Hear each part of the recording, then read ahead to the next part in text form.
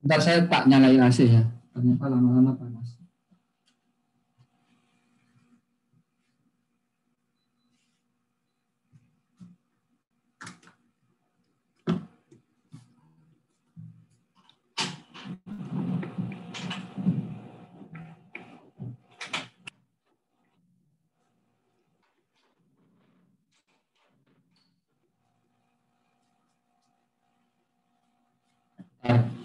Masih gerah.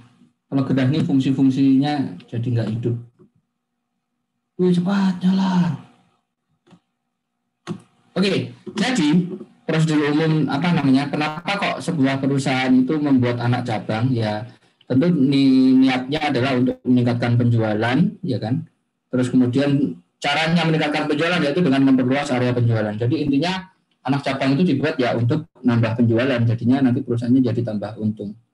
Oke, jadi penetapan pusat penjualan di beberapa wilayah itu ya digunakan untuk mencapai tujuan pemasaran. Jadi ya intinya anak cabang itu ya untuk meningkatkan penjualan dengan meningkatkan pemasaran.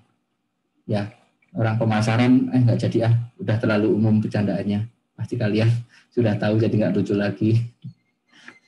Ya Pak, tahu Pak, pemasaran kalau meninggal nanti arwahnya arwah pemasaran kan? Ya siap.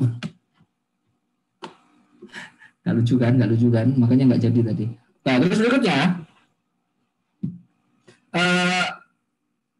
nanti akan ada berbagai macam jenis kantor cabang, ya.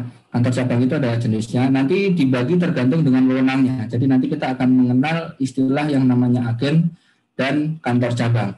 Nah, agen ini dia merupakan unit yang dia hanya menerima pesanan barang dari pelanggan dan beroperasi dengan pengawasan langsung dari kantor pusat.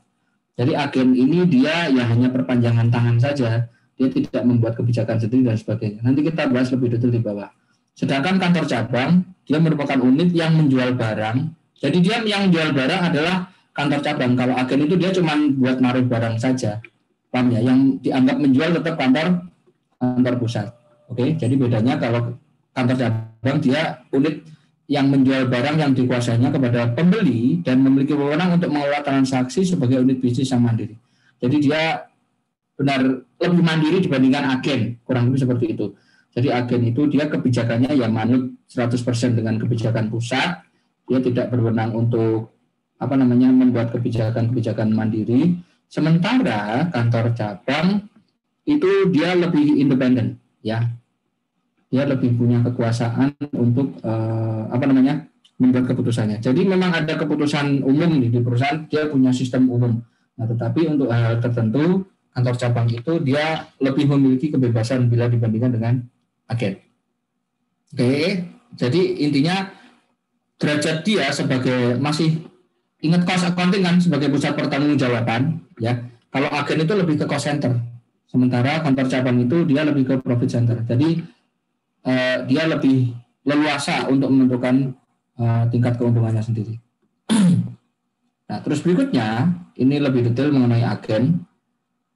Agen itu dia beroperasi sebagai unit penjual lokal dengan arahan dari kantor pusat. Dia hanya menjual saja dengan kebijakan yang ditentukan oleh kantor pusat. Dia tidak memiliki persediaan, nggak kayak kantor cabang nanti ya. Jadi si agen ini dia tidak ada persediaan sendiri. Yang ada di sana itu hanya sampel saja, hanya display. Ya, dia hanya memiliki display. Nanti ketika ada orang membeli barang, barangnya akan dikirim dari kantor pusat.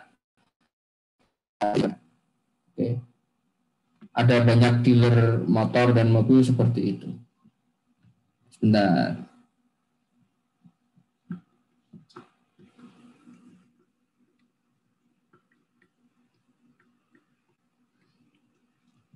Oke, terus berikutnya, agen ini dia diberi modal kerja yang digunakan untuk membayar beban operasional. Oke, hanya sebatas beban operasional sehari-hari aja yang yang sifatnya itu tidak besar. Jadi hanya beban-beban kecil saja. Terus berikutnya, terkait pengelolaan modal agen yang sedikit tadi, ya, sistem yang dipakai itu umumnya adalah sistem impress fund. Masih ngerti kan? Kayak petty cash gitu loh. Cuman kalau petty cash dipegang bendara kas kecil yang ada di dalam perusahaan, di sini ya sistem petty cash-nya itu yang impress fund ini ya dikasih ke orang lain di agen yang ada di tempat lain. Ya, pelaksananya sama persis. Ya, nanti jadi ini ketika kantor pusat, ini kantor cabang. Ini ketika kantor pusat ngasih duit, nah dia ngasih uang misalnya 20, ya kan. Ya nanti sistemnya ya kayak petty cash itu. Kalau petty cash jurnalnya gimana? Kalau petty cash jurnalnya kan nanti akan muncul gini kan, petty cash pada cash.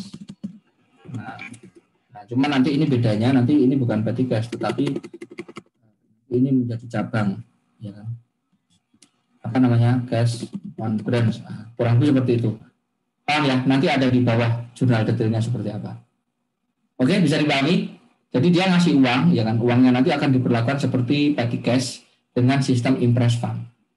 Nah, terus berikutnya kantor pusat itu yang melakukan pembukuan. Jadi ketika ada transaksi di sini, si cabang ini dia tidak melakukan penjurnalan, dia hanya nyatet, oh saya ada pengeluaran ini, cash saya berkurang sekian, saldonya sekian. Dan nanti setiap periode tertentu atau ketika uangnya mau habis, dia akan menyetorkan catatannya tadi, ini Pak, uang saya tinggal sekian, minta lagi sekian buat ini. Persis seperti impress fund. Paham ya? Nah, nanti penjurnalan baru dilakukan di kantor usaha. Ya, cari paham ya? Nah, semua biaya operasi agen dipenuhi oleh kantor pusat, jadi agen itu tidak secara mandiri nyari dana untuk memenuhi kebutuhannya, ya tinggal minta aja dari kantor pusat. Oke? Nah, berikutnya akuntansi untuk agen. Karena agen itu tidak menyelenggarakan pembukuan, maka jurnalnya hanya dilakukan oleh kantor pusat. Jadi si agen itu nanti hanya akan mencatat penerimaannya dia ada berapa, penjualannya dia ada berapa, jumlahnya aja ya. Maksudnya dia nggak menjurnal, dia cuma jual berapa unit, harganya berapa, terus kemudian keluar biaya berapa aja, ya. Terus kemudian pelanggannya siapa aja. Nanti setiap periode tertentu catatan tadi akan dikirim ke kantor pusat untuk dijurnal dengan dilengkapi dengan voucher-voucher yang belum dibayar. Oke, bisa dipahami? Saya bisa dong. Nah, contohnya seperti ini. Misalnya si kantor pusat dia mengirimkan cek sejumlah 1.000 ke agennya. Maka dia akan menjurnal cash di kredit 1.000 yang didebit adalah working fund pada agen A. Working fund. Bekerja itu menyenangkan. Tidak. Bekerja itu hanya untuk mencari uang. Enggak dong, saya menyenangkan jadi dosen, bisa ngerjain mahasiswa. Kalau ngeprank semuanya pasrah. Tidak ada perlawanan, sungguh enak sekali. Oke, bisa dipahami ya. Jadi ini kayak petty cash tadi loh, kayak petty cash tadi. Yang didebit ya kalau itu kan biasanya petty cash. Nah, kalau di sini dia adalah dana pada agen A. Oke, setelah ini ada jurnal. Dia baru akan menjurnal lagi ketika, nah ini misalnya si cabangnya ini kan dia mengelola uang 1.000 nih. Dia punya uang 1.000. Nah, terus dia pakai, ya kan sampai akhir bulan misalnya, bang uang saya tinggal 800 nih gitu kan. Berarti sudah dipakai berapa? Sudah dipakai 200 kan? Sudah dipakai 200. Nah, dia minta isi ulang uang saya. Saya nggak cukup kalau uangnya cuma 800. Nah, maka si kantor pusat ngasih cash 200, ya kan? Dia akan menjurnal cash 200 di kredit, yang didebit adalah expense agensi A. Expense yang dikeluarkan oleh agen A. Misalnya ini bebannya untuk bayar gaji karyawan misalnya, ya berarti nanti jadi salary ya. Jadi salary expense gitu kan. Expense untuk kantor A. Kalau misalnya ini untuk bayar listrik, ya berarti nanti ada utilities expense untuk dari agensi A dan sebagainya. Paham ya? Bisa dipahami ya? Pak, boleh nggak bebannya bayar? Ya boleh lah, kenapa enggak? Ya berarti nanti jurnalnya ada banyak yang didapat, ada utilities expense, salary expense, miscellaneous expense, dan sebagainya. Oke, bisa dipahami? Siapa? Terus berikutnya, misalnya kita mengirimkan barang display, isi sampel kepada kantor cabang, ini dikasih TV misalnya buat display, maka kantor pusat akan menjurnal inventory pada agency sampel. Agency sampelnya didebit, yang dikredit adalah inventory.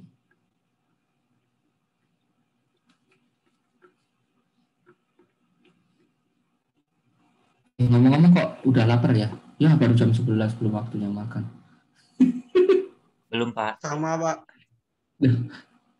Kayak banget saya tadi pagi nggak makan nasi.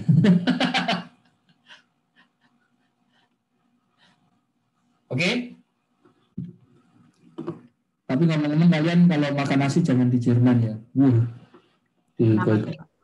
Kan dilarang nasi di Jerman. Nazi, Pak. Nazi, Pak, Nazi.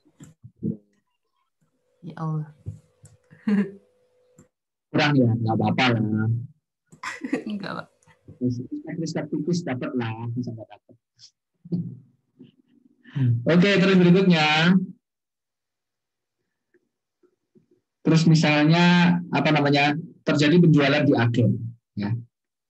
Terjadi penjualan di agen, maka nanti lapor Pak, ini ada penjualan nih. Pak lapor Pak. Kalau lapor halah jadi itu. Dengan penjualan maka jurnalnya itu tidak dilakukan kantor cabang tetapi kantor pusat. Di jurnal seperti biasa saja accounts receivable pada sales agency A. Ya, penjualan yang terjadi pada agensi A untuk menandai bahwa ini penjualannya terjadi di agen yang A.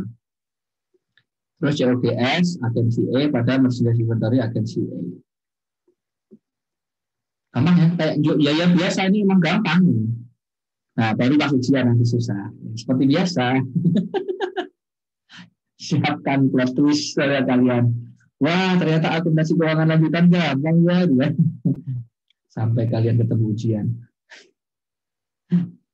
Nah, terus berikutnya, nanti ketika menerima pelunasan dari pelanggan, kantor pusat akan menjual cash pada akun receivable ya biasa, tetap seperti biasa. Nah, nanti pada akhir periode, nanti jurnal penutupnya menjadi seperti ini. Ya, ikhtisar laba ruginya nanti dikumpulin ke ikhtisar laba rugi tiap agennya. Jadi nanti kita akan menjurnal sales agensinya pada income summary atau income aja ya, income agensi A. Terus berikutnya semua bebannya ditutup, ada COGS sama bebannya tadi 200 ya, expense ya. Kreditnya pada income atau income summary ya. Income summary agensi A 1000. Nah, baru saldonya 200 nanti ditutupkan ke income summary. Bentar, ada yang ngecek. Pak, izin off cam untuk ke kamar mandi. Ya iyalah, kamar mandi masa on cam. Gila lu, Bro. Terus berikutnya. Ya, terus berikutnya income-nya yang 200 tadi ditutupkan ke income summary-nya si induk. Oke, jadi ini ya.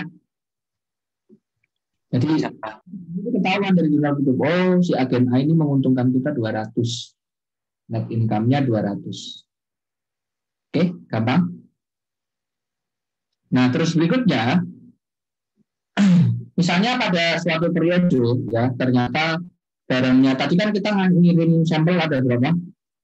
Ngirim sampelnya ada 200, ya kan? Nah, terus yang namanya barang display, itu kan nilainya cepat berubah ya. Karena dia kayak TV itu kan dinyalain terus. Jadi kan jam hidupnya kan jadi lebih lama. Ya, mungkin setelah periode nilainya berkurang nih. Barang di sampel kita nilainya berkurang 50. Maka tinggal 150 ya nilainya ya. Maka kita akan menjurnal agency samples-nya berkurang 50 pada advertising expense 50.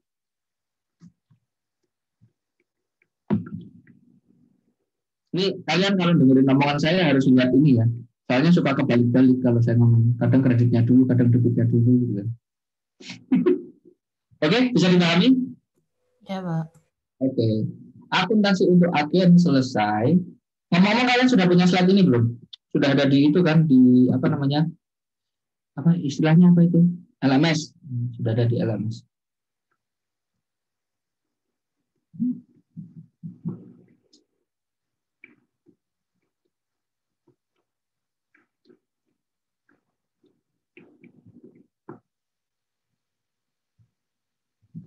Oke, berikutnya akuntansi agen selesai.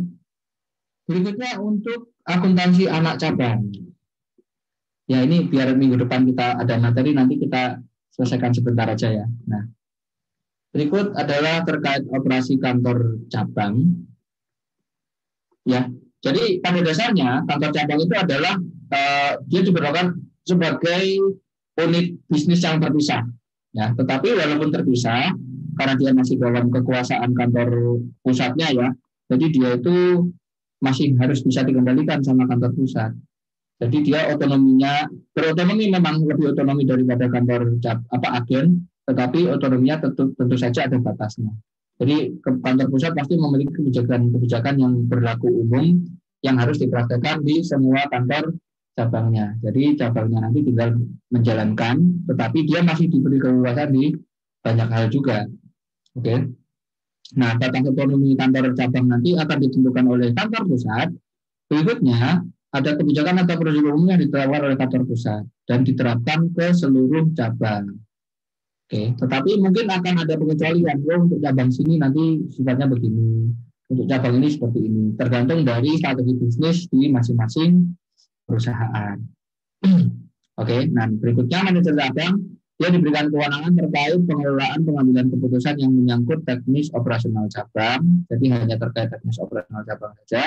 Nah, terus berikutnya, kas dan barang yang ada di kantor cabang serta aset lainnya itu disuplai dari kantor pusat. Jadi secara umum barangnya di kantor cabang itu disuplai secara kantor pusat, tetapi kebanyakan kantor cabang itu dikasih kewenangan untuk melakukan pembelian aset sendiri, nggak kayak kantor agen ya. Kalau kantor cabang dia ada yang memang dia suplai dari kantor pusat, tetapi untuk kantor cabang dia tuh masih bisa mengadakan pengadaan sendiri. Ya, misalnya dia membeli inventory, dia kemudian membeli aset tetap, atau bahkan ada beberapa kantor cabang yang dia diperkenankan untuk melakukan kegiatan pendanaan, dia berutang dan sebagainya. Oke, bisa dipahami? Ya, dia lebih independen, tapi ya tetap tergantung dari kebijakan kantor pusat. Nah, terus berikutnya, ya untuk operasi kantor cabang dalam kasus tertentu kantor pusat itu memiliki kewenangan dalam menerima pelunasan dari pelanggan atau cabang diharuskan menyetorkan hasil penjualan ke rekening kantor bank pusat dan menetapkan modal kerja dengan sistem impresman. Jadi ada beberapa praktek di mana kantor cabang itu dia tidak mengelola penjualannya sendiri. Memang dia memasarkan, tetapi ketika dia melakukan penjualannya nanti langsung dimasukkan ke rekening kantor pusat. Ada yang seperti itu. Ya, tetapi ada juga yang enggak. Jadi yang kantor cabangnya benar-benar seperti melakukan penjualan sendiri. Nah, dan sistem pengelolaannya dia menggunakan imprespan. Tetapi yang kita pelajari nanti bukan yang ini ya.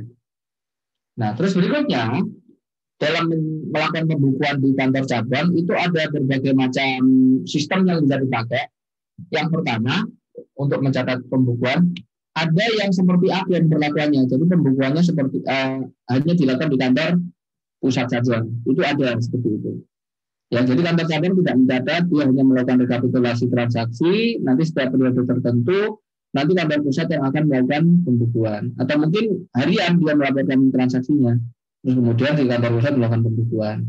Nah, ini sangat prakteknya susah, tetapi di endingnya dia akan mudah karena tidak perlu melakukan rekonsiliasi antara kantor pusat dan kantor cabang karena catatannya hanya satu. Sementara sistem yang kedua itu pembukuan dilakukan dua-duanya. Ya, jadi kantor pusat membukukan, kantor cabang juga membukukan. Jadi double. Jadi kalau kalian bayangkan ini tidak seperti pada jadi lupa sih namanya, konsolidasi laporan keuangan. Kalau konsolidasi laporan keuangan kan yang dikonsolidasikan laporannya, paham ya? Kalau di ini enggak, nanti yang dikonsolidasikan catatannya. Jadi hal yang sudah dicatat sama kantor cabang itu sebenarnya juga dicatat sama kantor pusat. Jadi mencatatnya dua kali, paham ya? Nah, ini yang kedua. Sementara yang ketiga itu seperti konsolidasi, ya. Jadi yang mencatat hanya kantor cabang. Kantor pusat enggak, dia hanya transaksi-transaksi tertentu yang benar-benar dilakukan oleh kantor pusat saja yang dicatat oleh kantor pusat. Misalnya kantor pusat mentransfer uang atau kantor pusat ngasih barang dan sebagainya. Itu kan kantor pusat memang ada posisi keuangan yang berubah. Makanya kantor pusat akan melakukan penjualan juga. Oke, jadi ada 3 sistem ya. Ada yang dicatat kantor pusat saja, dicatat dua-duanya, atau yang dicatat cabang saja.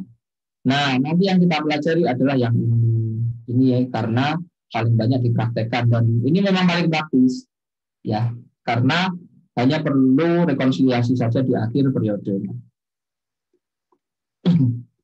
Oke. Nah, terkait akuntansi kantor pusat dan kantor cabang, ya, nanti di cabang itu, ya, dia itu tidak memiliki akun ekuitas sendiri. Nah, semua akun ekuitas dia itu nanti diwakilkan ke ini, teman-teman. Ada akun yang namanya home office kantor pusat. Ya, jadi ekuitas dia itu yang milik kantor pusat, kurang lebih seperti itu. Nah, sementara kantor pusat itu akan mencatat investasi dia di cabang, kan ya, semua pengeluaran dia yang dilakukan ke cabang itu akan dia catat pada akun branch atau investment in branch. Jadi logiknya itu kayak di rekonsiliasi, home office ini adalah ekuitasnya anak, paham ya? Sementara branch ini adalah investasinya kantor pusat atau induk. Nah, cuman ini dalam konteks yang jauh lebih simpel dibandingkan pada perusahaan. Jadi ini lebih sedikit nanti rekonsiliasinya. Oke, Silani. Silani. Wih. Ya, Pak.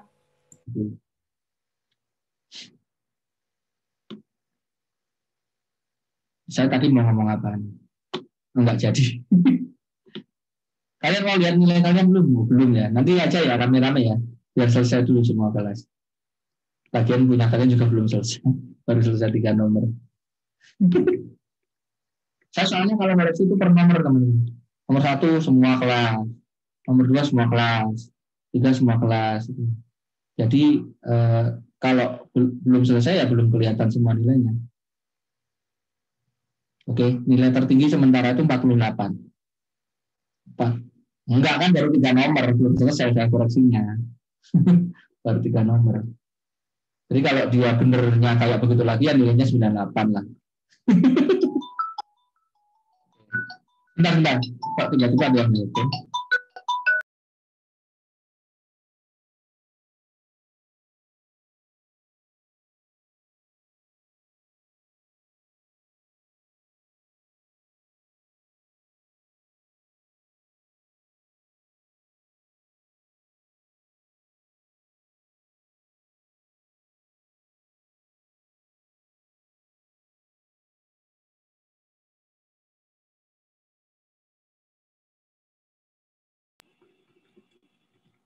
Kayaknya sobat COVID deh.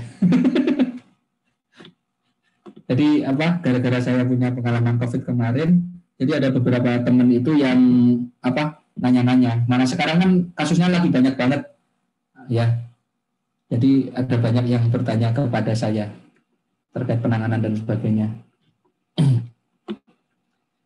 Oke, mudah-mudahan kalian nggak enak. COVID itu berat, rasanya kayak mau meninggal. Oke, berikutnya, ya. Jadi tadi ingat ya. Jadi ketika ada transaksi kantor cabang dan kantor pusat, ekuitas cabang itu akunnya adalah home office, jadi dia tidak punya ekuitas sendiri. Nanti dia semua yang transaksi penanaman modal pusat atau transaksi yang dia setor ke pusat dan sebagainya, itu kan mengurangi ekuitas ya. Nah, nanti akan ada akun-akun home office yang dicatat. Terus berikutnya sebaliknya kantor pusat nanti setiap ada transfer ke kantor cabang itu kan kayak nambah investasi, maka nanti akan di jurnal di akun branch. Contohnya seperti ini, misalnya pusat ngasih cabang uang modal sebesar 1.000, maka nanti si cabang akan menerima cash 1.000 ya, dan akan menjurnal home office 1.000. Nah, ekuitasnya nambah 1.000.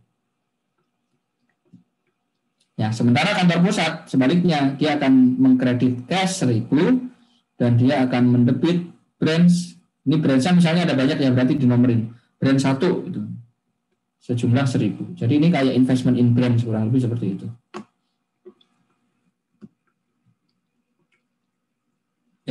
Berikutnya kantor cabangnya kebanyakan duit. Nih, saya kebanyakan duit nih, Oke, Bang. Terus kemudian maka si kantor cabang akan menjurnal home office-nya di debit 500, cash-nya di kredit 500.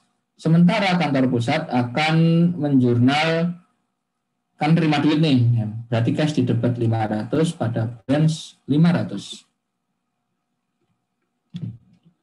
Bentar, ini kok lama-lama risih sama bunyi-bunyian ini. Oke, bisa dipahami ya ini ya teman-teman ya, konsep dasarnya ya. Nah, terus pengiriman barang dagangan ke kantor cabang, dari kantor pusat ke kantor cabang. Nah, setiap pengiriman ya nanti dia akan mendapat akun branch dan mengkredit akun shipment to branch. Jadi dia tidak mengkredit inventory. Jadi ketika induk itu mengirim barang ke anak, induk ke anak, pusat mengirim barang ke cabang, itu dia tidak mengkredit inventory. Kenapa? Karena barangnya masih di dalam kuasa satu entitas itu tadi. Jadi belum bisa memenuhi kriteria di recognition. Ya. Jadi dia tidak mengkredit inventory, tetapi dia mengkreditnya shipment to branch. Ya, jadi branch, investasi pada branch-nya bertambah, ya kan? Tetapi yang dikredit bukan inventory, melainkan shipment to branch. Nah, setiap akhir periode nanti akun shipment to branch akan dikurangkan terhadap saldo barang yang tersedia untuk dijual. Jadi masih ingat perhitungan saldo barang yang tersedia untuk dijual kan? Halo? Cost of merchandise available for sale. Itu kan awalnya kan ada saldo awal kan? Ya, saldo awal ditambah pembelian, ya kan? Nah, nanti akan dikurangi dengan apa? Saldo. Nah, artinya akan dikurangi saldo akhir. Ini COGS dong. Kan dia cost of available for sale. Saldo awal ya kan ditambah pembelian seperti itu ya. Nah terus nanti dia akan dikurangi dengan shipment to branch.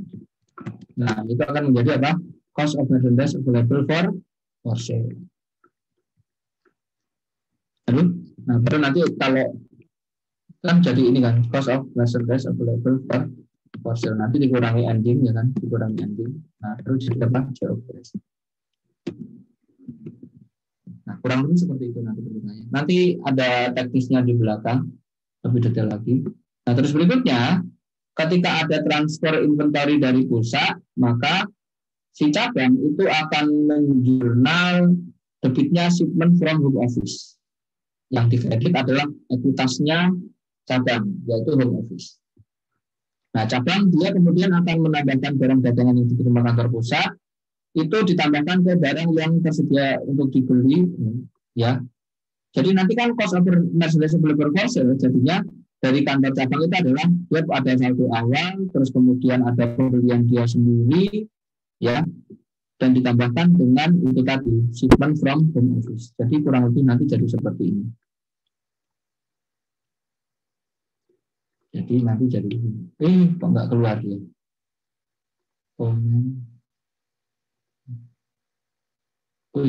Luar. Nah, jadi nanti yang buat anak cabang itu jadi menjadi seperti ini. Ketika kita menghitung anak cabang ya, cost of merchandise available for sale, ya, itu akan menjadi gimana? Jadi ada saldo awal, ya kan, ditambah purchase, ya kan, ditambah apa? Shipment from home office. Nah, itu akan menjadi apa? Cost of merchandise available for sale. Bedanya di sini. Kalau di sini kan murah nih, paham ya? Jadi biar COGS biar cost of merchandise-nya kantor pusat itu berkurang. Nah, sementara ini ditambahkan karena modelnya dari sini. Paham ya? Kalau nggak dikurangkan di sini kan nanti jadi double counting ketika di rekonsiliasi. Paham nggak maksudnya? Halo? Paham, Pak. Paham, Pak. Nah, sebentar lagi kita selesai. Oke, contoh misalnya. Kantor pusat ngirim barang nilainya 120 ke cabang. Ya, maka dia akan menjurnal si cabang ada shipment from HO, kantor pusat, home office ya. Yang dikredit adalah home office 120, jadi modal dia bertambah. Dia nambah inventory ya di sini ya, tetapi nama akunnya bukan inventory, tetapi apa? Shipment from home office. Sementara kantor pusat dia akan menjurnal shipment to branch di kredit, yang di debit adalah branch 120. Oke. Nah, terus berikutnya Si cabang dia membayar biaya-biayanya sebagai berikut, ya. Dia membayar semua biaya ini. Ada gaji, ada sewa, ada beban rupa-rupa, warnanya.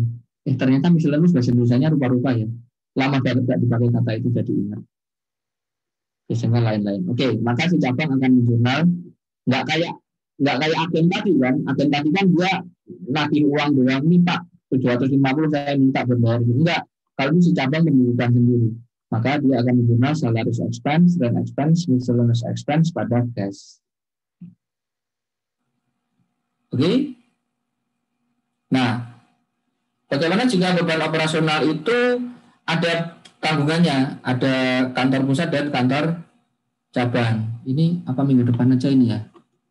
Ini kalian mau lanjut, ini minggu depan apa sekarang? Lanjutin dulu, Pak. Kenapa? Sekarang, Pak. Sekarang mantap. Jiwa pembelajarnya menggelora ya. Sekarang. Oke. Nah, berikutnya jika beban operasional cabang itu menjadi tanggungan kantor pusat, ya kan? Kadang-kadang itu kan cabang dan pusat itu ada pembagian beban mana sih yang akan ditanggung pusat, beban mana yang akan ditanggung sama cabang. Nah, seperti itu. Maka perlakuannya menjadi seperti ini. Sebentar.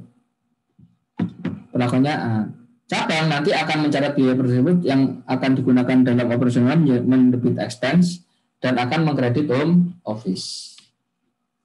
Oke, jadi ketika misalnya begini, ada gaji karyawan ini, gaji karyawan ini dia dibayarin sama kantor pusat, paham ya? Kantor pusatnya yang bayar, jadi bukan cabang yang bayar, tetapi karena karyawan tadi itu dia bekerja untuk kantor cabang, ya kan? Padahal yang bayar adalah kantor pusat, maka nanti dia akan menjurnalnya si cabang itu akan menjurnal expense yang dikredit adalah home office. Jadi ekuitasnya nambah. Jadi ekuitasnya nambah untuk membayar beban. Bisa dipahami nggak maksudnya? Nah, nanti ada contoh di bawah. Nah, sementara ketika kantor pusat itu membayarkan bebannya kantor cabang, kantor pusat akan mendebit branch dan mengkredit aset. Oke? Contohnya misalnya begini, misalnya cabang membebankan biaya operasional cabang ke kantor pusat, ya, ada asuransi, ada pajak, ada iklan, ya, maka nanti dia akan menjurnal insurance expense, tax expense, advertising expense pada home office. Oke. Halo. Nah, jadi ini dia geser bebannya, paham ya? Jadi dia mencatat beban, paham ya? Tapi bebannya itu nanti akan dibebankan ke home office. Sementara si kantor pusat dia akan mencatat branch, prepaid insurance, ya, terus kemudian tax payable sama advertising expense. Nah, jadi nanti beban kantor pusatnya akan dikurangkan. Halo? Losiknya paham nggak? Jadi kurang ini. Uang 300 ini yang bayar siapa? Mungkin belum dapat lininya dari sini. Halo? Pusat, Pak. Nah, jadi kantor pusat itu dia sudah mencatat ya, misalnya ya.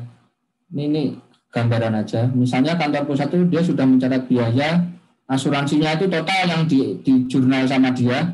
Misalnya begini. Si kantor pusat itu total sudah mengakui jurnalnya apa berarti? Insurance expense misalnya totalnya dia ada 1.000.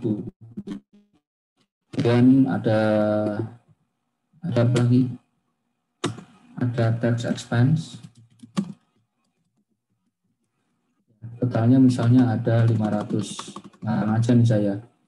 500. Nah, terus berikutnya ada biaya iklan, advertising expense. Ya, misalnya, ini kelihatan nggak tulisan saya? Advertising itu misalnya 1.500. Oke. Oh, ini total biaya. Ya, ini yang jurnal siapa? Kantor pusat. Misalnya kantor pusat menjurnal seperti ini. Oke. Yang dikredit apa berarti cash? Totalnya berapa? 3 juta ya? 3.000 ya? 3.000. Nah, ini jurnal kantor pusat ya, teman-teman ya. Jurnal kantor pusat. Nah, terus kemudian kantor pusat membebankan, dari 1.000 ini yang 100 itu buat kantor cabang, karena dia terjadinya di cabang, misalnya begitu. Terus dari beban pajak yang 50 buat kantor cabang, sementara buat iklan yang 150 kantor cabang. Maka si kantor pusat akan menjurnal, ini dikurangi semua teman-teman. Prepaid-nya dikurangi, asuransinya dikurangi 100, tax payable-nya dikurangi 50, advertising expense-nya dikurangi 150, paham ya? Nah, terus kemudian dia akan mendebet branch. Jadi investasinya di branch bertambah, karena dia yang bayarin semua beban-beban ini. Jadi pahami? Halo? Nah, baru nanti kantor pusat, kantor cabang dikasih tahu, Bang, kamu sudah tak bayar ini beban 150 sama 150. Oke, maka dia akan menjurnal insurance expense, tax expense, sama advertising pada home office 300. Bisa dipahami? Bisa dong. Nah, terus berikutnya, cabang dia mencatat penjualan cabang, ya kan? Dan dia menerima penagihan hasil penjualan tersebut. Nah, misalnya nih, si cabang dia menjual barang dagangan secara kredit 2.000, maka si cabang akan menjurnal ya seperti penjualan biasa, account receivable pada sales. Pusat menjurnal enggak, karena transaksi ini tidak melibatkan kantor pusat. Beda seperti transaksi-transaksi ini kan semuanya kan ada singgungan dengan kantor pusat kan, makanya dua-duanya menjurnal. Jadi ketika si cabangnya itu memang melakukan transaksi secara terpisah, ya si pusatnya tidak perlu mencatat. Inilah prinsip yang akuntansi terpisah itu tadi. Bisa dipahami? Halo? Bisa, Pak. Terus misalnya si cabang menerima pelunasan, berarti dia akan menjurnal seperti biasa, cash pada accounts receivable. Nah, terus berikutnya untuk pembelian aset tetap, ya, secara umum ini bukan praktek yang semuanya seperti ini ya. Cuman secara umum manajemen aset tetap itu hanya dilakukan oleh kantor pusat. Ya, secara umum manajemen aset tetap itu hanya dilakukan oleh kantor pusat. Maka ketika cabang itu mengadakan pembelian aset tetap, ya, itu nanti pembeliannya itu adalah pembelian yang dilakukan cabang kepada kantor pusat. Paham ya? Jadi cabang itu tidak mengelola pembukuan aset tetapnya sendiri. Ada nggak di aset tetapnya? Ada, tetapi dia tidak berwenang untuk mengelola aset tetapnya sendiri. Jadi dibatasi kewenangannya. Nah, kalau seperti itu misalnya seperti ini, misalnya kantor pusat dia membeli aset tetap dan ditaruh di cabang misalnya, dia beli equipment tapi ditaruh di cabang, maka dia hanya akan menjual equipment pada cash, tidak dikasih ke branch. Paham ya? Karena manajemen aset tetapnya tetap dilakukan oleh kantor pusat. Bisa dipahami? Saya? Nah, bagaimana kalau cabang yang membeli? Kalau cabang yang membeli misalnya, saya beli equipment nih, gitu kan? Enggak ya, ini depresiasinya ya. Ntar yang cabang yang membeli nanti dulu ya. Nah, terus kemudian didepresiasi ya aset tetap ini ya, maka si cabang akan menjurnal depreciation expense pada akumulatif. Sebentar. Jadi yang menjurnal itu pertama si kantor pusat dulu, paham ya? Si kantor pusat ini kan ketika ada depresiasi, ya, dia akan menjurnal, ya kan itu sebenarnya depreciation expense, ya kan seperti ini kan, pada akumulatif depreciation. Ini ya, biasanya kan begini, 300.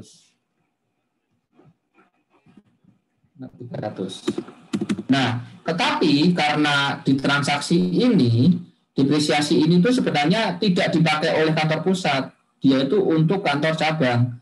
Maka si kantor pusat tidak mengakui expense-nya, tetapi expense-nya nanti akan dilempar ke kantor cabang. Jadi yang dia jurnal adalah accumulated depreciation pada branch. Jadi nambah investasi ke cabang. Nah, nanti bebannya akan diakui oleh cabang akan menjurnal depreciation expense pada home office. Paham ya logiknya ya? Aduh, bisa dipahami nggak logiknya? Bisa, Pak. Bisa, Pak. Berikutnya, nah pembelian aset tetap oleh kantor cabang itu, nah tadi yang seperti saya bahas ya. Jadi ketika jadi manajemen aset tetap itu hanya dikelola oleh kantor pusat.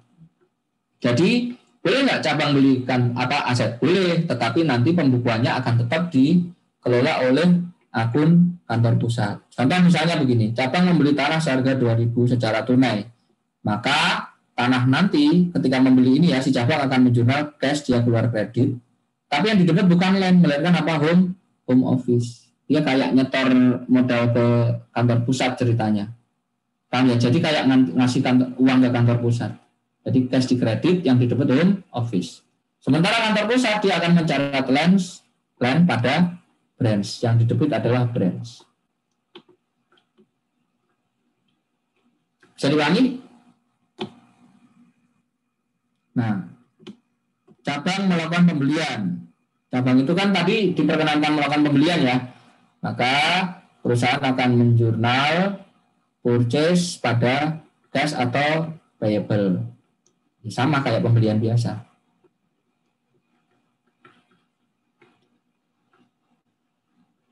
Nah, terus berikutnya di akhir periode, ketika cabang itu melaporkan laba pada periode berjalan, ya, maka kantor pusat itu akan mendebit akun branch dan mengkredit akun branch income. Ya, di akun periode, maka cabang akan menutup semua akun-akunnya. Nah, prakteknya seperti ini. Tadi kan ada beban-beban kan yang dilakukan oleh kantor cabang kan. Nah, maka si cabang akan menjurnal expense di kredit semua, pada purchase di kredit, debitnya income summary, income summary-nya cabang ini ya, income summary-nya cabang. Nah, terus penjualannya sama cabang nanti akan di jurnal penutup, income summary di debit, di kredit, yang di debit adalah sales. Nah, baru akan ada selisih berapa ini? 700 ya? 300 ya. Nah, 300 ini nanti sama cabang akan di jurnal. Income summary-nya kan tadi saldonya kredit apa debit ini? Kredit ya, kan banyak kan di kredit kan 2.000 kan, untung ya. Nah, nanti jurnal penutupannya itu akan ditutup ke akun modalnya si anak, yaitu apa? Home office. Ya, si cabang itu akan menjurnal income summary di debit 300, home office berapa? 300 di kredit. Nah, karena akun home office di kredit, maka si cabang itu harus kasih tahu kantor pusat. Aku tadi sudah sudah mengkredit akun home office 300 nih, gara-gara kemarin ada keuntungan nih di periode ini. Oke, kan. Nah, maka si kantor pusat akan menjurnal di jurnal penutup dia juga branch branch 300 ya, pada branch income 300. Jadi investasi pada anaknya bertambah. Kenapa? Karena ekuitas anak juga ekuitas cabangnya bertambah. Oke.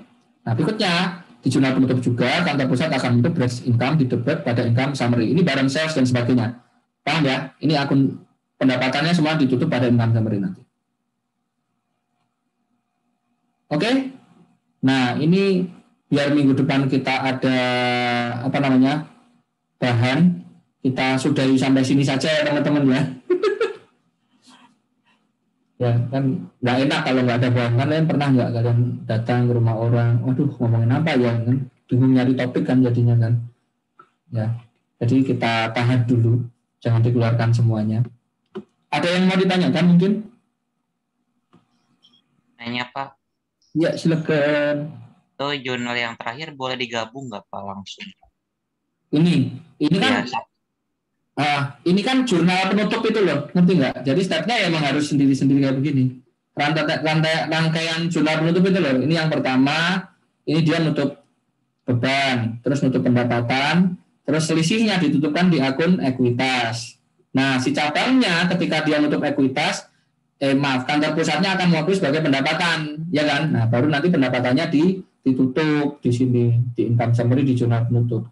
Jadi jangan sekaligus. Ini kan kayak jurnal penutup itu loh teman-teman. Ya, ada urutannya. baik Pak. Oke, ada lagi? Saya Pak mau nanya terkait yang shipment from home office. Hah? Nah, kalau misalnya pertama kali nih Pak, pertama awal dibangunnya cabang nih. Nah, sedangkan persediaannya pertama kali misalnya hanya dari si kantor pusat. Jadi kan shipment from home office tuh yang dimiliki cabang.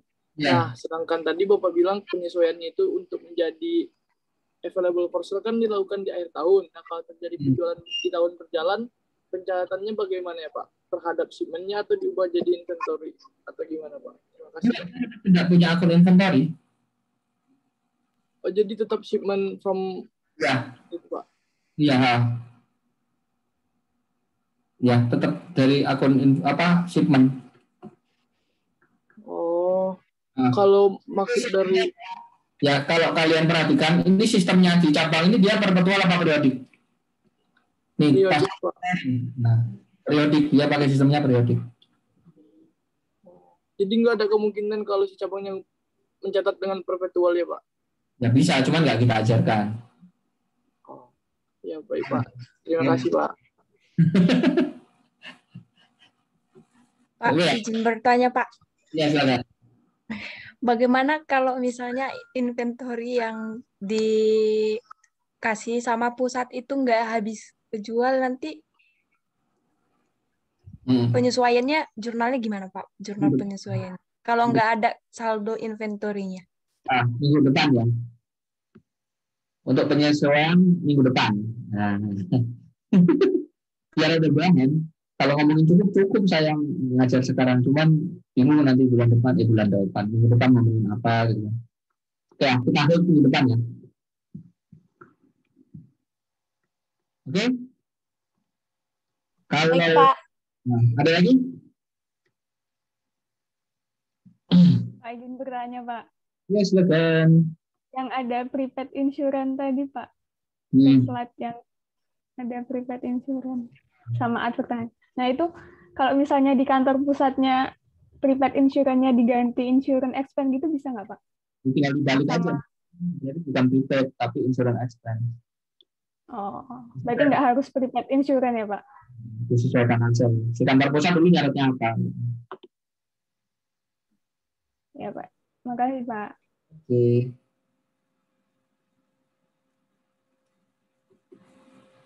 Wah, bersemangat sekali nih hari pertama kuliah langsung banyak yang nanya. Mantap. Pancing mantap, mania. Yuk. Terus ada lagi? Kalau tidak ada, ya kita cukupi dulu untuk sesi online. Ya, untuk sesi online. Jadi habis ini kita latihan. Sebelum kita latihan, kalian kali. Ya. Tolong dinyalakan kameranya.